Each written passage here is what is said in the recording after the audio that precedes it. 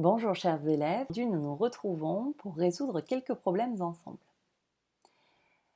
Il s'agit du cours 105 sur votre fichier, donc vous pouvez le prendre et vous aurez aussi besoin d'une feuille et d'un stylo. Alors commençons tout d'abord par le premier problème. C'est peut-être une situation que vous avez déjà rencontrée ou que vos parents ont rencontrée avec vous.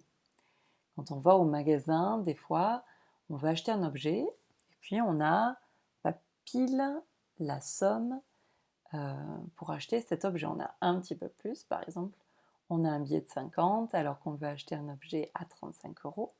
Et donc le marchand va nous rendre de la monnaie. Donc c'est exactement la situation qu'on retrouve ici. Le marchand a-t-il correctement rendu la monnaie? Léa voulait acheter une raquette à 37 euros. Et elle a donné un billet de 50 euros au marchand. Le marchand lui a donc rendu de la monnaie puisqu'elle a donné beaucoup trop par rapport au prix de la raquette. Alors, ici, elle a donné 50 euros et la raquette ne coûtait que 37. Donc, il faut chercher ce que le marchand lui a rendu. Alors, il lui a rendu 10 plus 1, 11, plus 2, 13. Bravo si tu as trouvé cela. Donc, il lui a rendu 13 euros. Les 37 plus les 13 euros qu'il lui a rendus, est-ce que ça correspond bien à 50? Alors vérifions. 3 plus 7, 10, 0 et 1 de retenu. 3 plus 1, 4, plus 1, 5. C'est bon, il ne s'est pas trompé, il lui a rendu la bonne somme. Alors on aurait pu aussi faire une soustraction, se dire 50 moins les 37 que coûte réellement la raquette.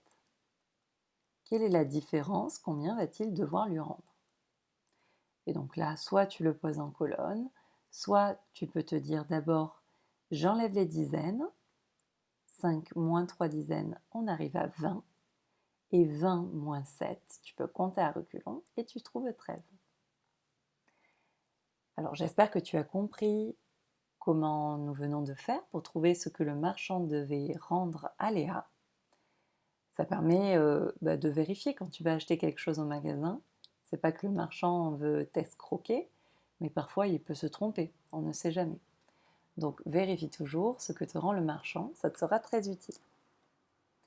Tu as vu, pour vérifier, soit on fait une addition à trous, on se dit j'ai donné telle somme et en fait ça coûtait ce prix-là, qu'est-ce que va devoir me rendre le marchand? Ou on fait une soustraction, j'ai donné tant, mais l'objet coûtait cette somme, quelle est la différence? Combien va-t-il devoir me rendre?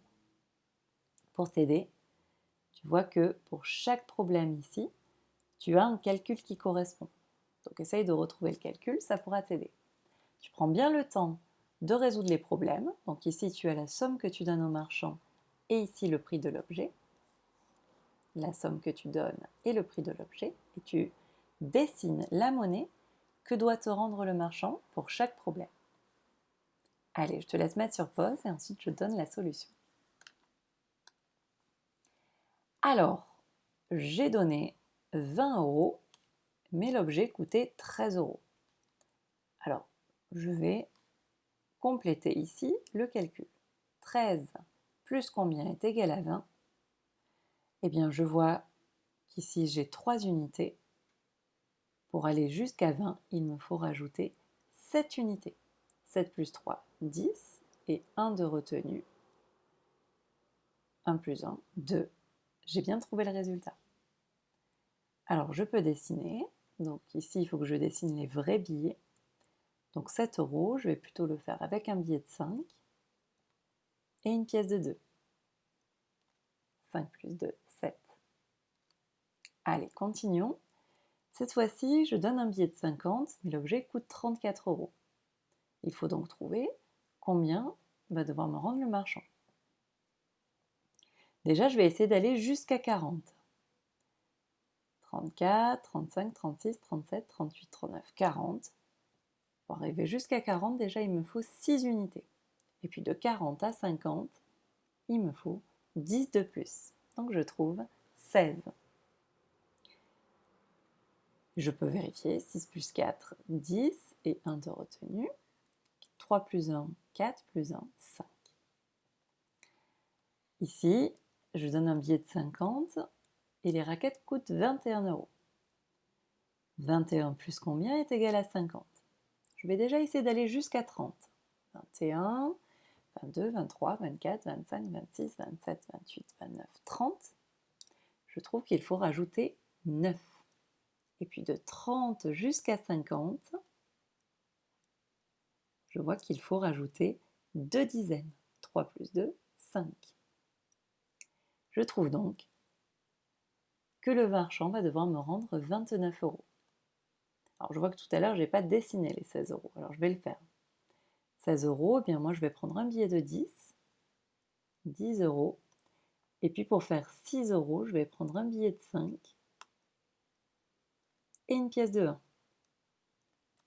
Ensuite, pour 29 €, je vais prendre un billet de 20.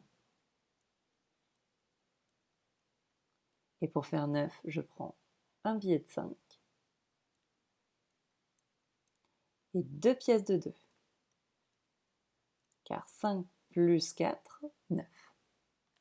Alors le dernier, j'ai donné un billet de 100, le vélo coûte 82 €. 82 plus combien est égal à 100? Que va devoir me rendre le marchand pour que cela corresponde à ce que j'ai donné en trop?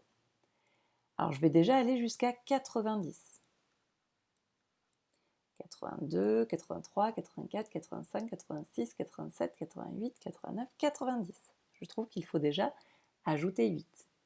Alors si tu l'as trouvé directement sans avoir besoin de compter sur tes doigts, c'est très bien aussi, puisque tu sais que 2 plus 8, ça fait 10.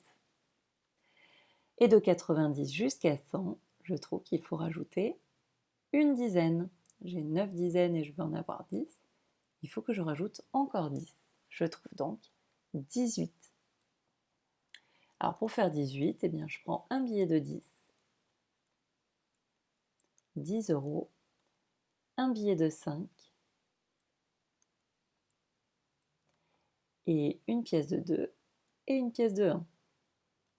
2 plus 1, 3, plus 5, 8, plus 10, 18. Je sais que ces exercices ne sont pas très faciles. Donc, ne t'inquiète pas, si c'est encore un petit peu difficile, tu le reverras l'année prochaine. Tu peux aussi t'entraîner en allant au magasin à vérifier que le marchand t'a bien rendu la bonne somme. Passons à la suite. Il y a donc ici deux problèmes. Je vais te laisser bien mettre sur pause. Essayer de les lire et de les résoudre tout seul. Tu peux commencer par le premier, puis écouter la solution du premier et ensuite faire le deuxième. Pense à bien écrire un calcul et une phrase réponse. Tu te rappelles la phrase réponse, on relit la question pour bien réussir à l'écrire. Attention, j'espère que tu as bien mis sur pause, maintenant je résous les problèmes. La maîtresse d'un CE1 dit à ses 23 élèves: formez des équipes de 5. Combien d'équipes seront complètes? Donc je fais un petit dessin pour bien visualiser la scène. Il y a 23 élèves et la maîtresse veut qu'ils forment des équipes de 5. Une équipe de 5, une deuxième équipe de 5, etc. Combien d'équipes seront complètes? On veut savoir combien est-ce qu'ils pourront faire d'équipes de 5 avec ces 23 élèves. Alors là, il y avait plusieurs méthodes. On peut y aller par tâtonnement, c'est-à-dire se dire je vais faire des équipes de 5 jusqu'à ce que je ne puisse plus en faire. 5 plus 5, 10, encore une équipe de 5, 15, encore une équipe de 5, 20. Ah, si je rajoute une équipe de 5, ça fait 25. Ce n'est pas possible. La dernière équipe aura 3 enfants.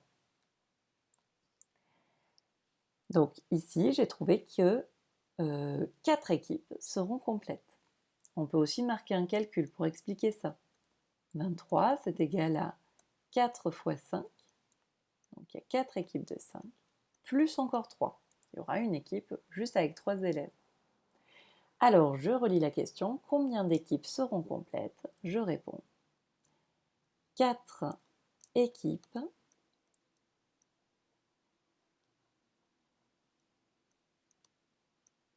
seront complètes.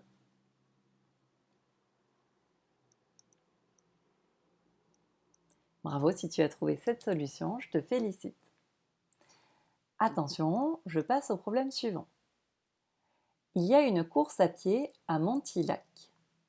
245 coureurs sont au départ. Donc, au départ, sur la ligne de départ,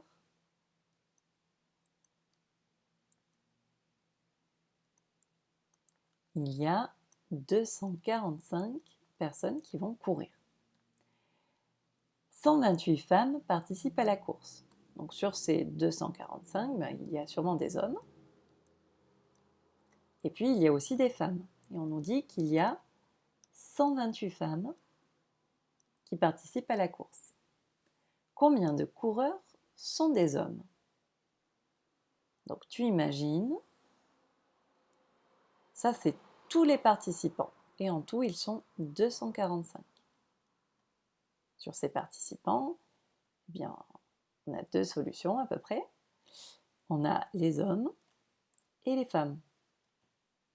Les femmes sont 128. Et on nous demande combien est-ce qu'il y a de coureurs qui sont des hommes. Alors ici, il faut faire une différence. Il faut imaginer que l'on enlève toutes les femmes. Donc sur les 245, on enlève toutes les femmes. Donc ça veut dire qu'il faut faire une soustraction. 245 moins 128. Et on va trouver combien est-ce qu'il reste de personnes et donc combien seront des hommes. Alors ici, ce calcul n'est pas simple à faire en ligne. Je vais donc plutôt le poser en colonne. 245 moins 128. Je trace mon trait à la règle. Et je commence mon calcul. 5 moins 8, ce n'est pas possible. Donc je casse ma dizaine, il m'en reste 3 et je mets mon 1. 8 pour aller à 15, 8, 9, 10, 11, 12, 13, 14, 15. Je trouve 7. 3 moins 2, 1. 2 moins 1, 1. Il devrait donc y avoir normalement 117 hommes qui participent à cette course.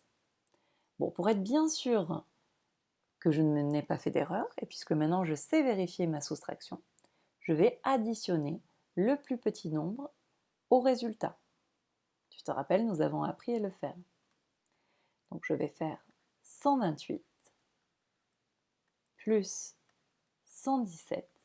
Et si je retrouve bien le plus grand nombre, c'est que je n'ai pas fait d'erreur, je peux être sûr de moi. Cette étape n'est pas obligatoire. Si tu es sûr de toi, tu n'es pas obligé. Mais moi, je préfère vérifier. 8 plus 7, 15. Et 1 de retenue. 1 plus 2, 3 plus 1, 4. 1 plus 1, 2. Ah, 245, c'est bien le nombre total de personnes que j'avais au départ. Je peux donc écrire 245 et marquer ma phrase réponse. Combien de coureurs sont des hommes? Je peux dire il y a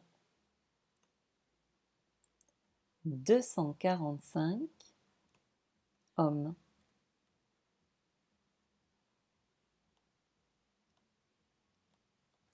Félicitations si tu as trouvé cette réponse. Ce problème n'était pas facile. Et si tu as vraiment des difficultés sur un point, n'hésite pas à m'en parler ou à m'appeler si tu ne reviens pas à l'école. Je te souhaite une bonne journée. À bientôt.